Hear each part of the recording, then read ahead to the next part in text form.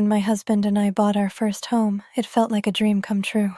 We worked hard for years to save up, and finally, we had a cozy little house that was truly ours. We decorated it together, picking furniture we both loved, painting the walls in colors that made us happy, and filling it with little details that made it feel like home. But when my mother-in-law moved in temporarily after her surgery, that dream started to feel more like a nightmare. It all started innocently enough. She had knee surgery and needed a place to recover. We agreed she could stay in the guest room for a few weeks until she was back on her feet.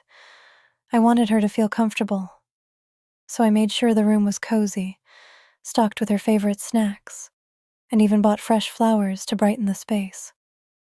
At first, things were fine. She thanked us for taking her in and seemed genuinely grateful. But within just a few days, little things started to change. One morning, I walked into the living room to find that the throw pillows I had carefully arranged were gone. In their place were these old, faded cushions she had dug out of a storage box we kept in the garage. When I asked about it, she smiled and said, "These look much homier, don't you think? That modern stuff feels so cold." I brushed it off. It was just pillows, after all. But the small changes didn't stop there. A week later, I came home from work to find that our dining room table had been pushed into another corner of the room and the chairs had been rearranged. She claimed the new setup gave the space better energy. Then she started swapping out the artwork we had hung with old framed photos of relatives she brought from her house. I felt uncomfortable, but I didn't want to cause tension, so I tried to ignore it. I told myself it was temporary, but then things escalated. One Saturday I came home from running errands to the strong smell of fresh paint. I rushed inside to find her standing in our hallway, roller in hand, happily painting over the light gray walls we had chosen with a mustard yellow color she'd ordered online. I froze. This was no longer just rearranging furniture.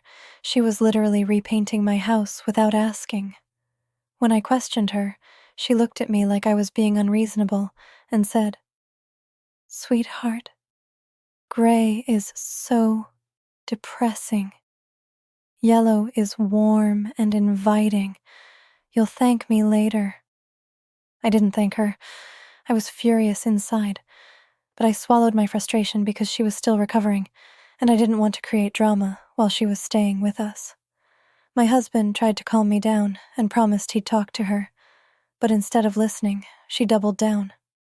Over the next week, she ordered new curtains, replaced our kitchen rug, and even boxed up some of my favorite decorative pieces, saying they cluttered the place.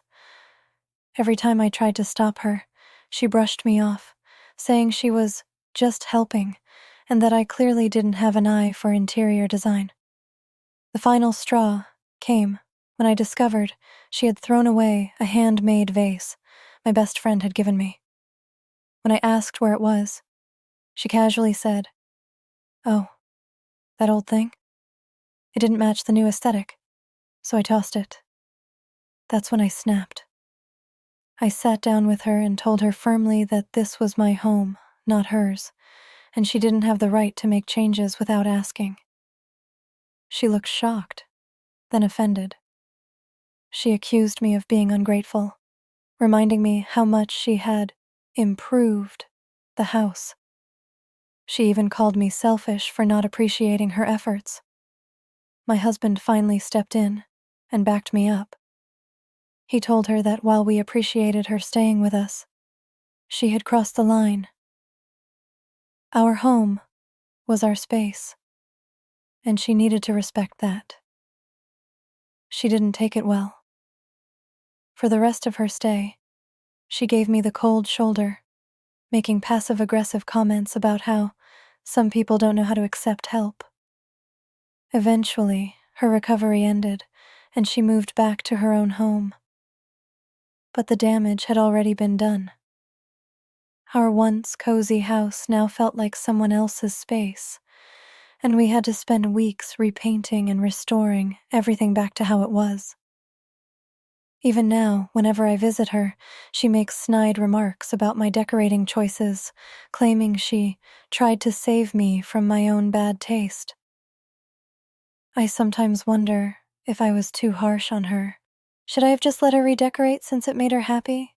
Or was I right to put my foot down and protect the home my husband and I built together?